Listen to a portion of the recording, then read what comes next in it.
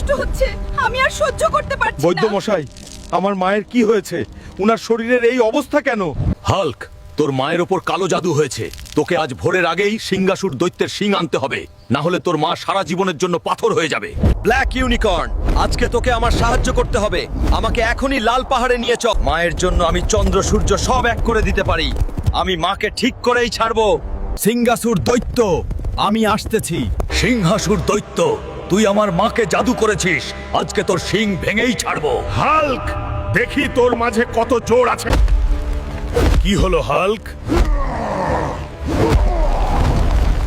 সব হাওয়া কি এখন বাহির হয়ে গেল? এই সবাই, এই হাল্ককে বন্দি কর, সে যেন পালিয়ে যেতে না পারে।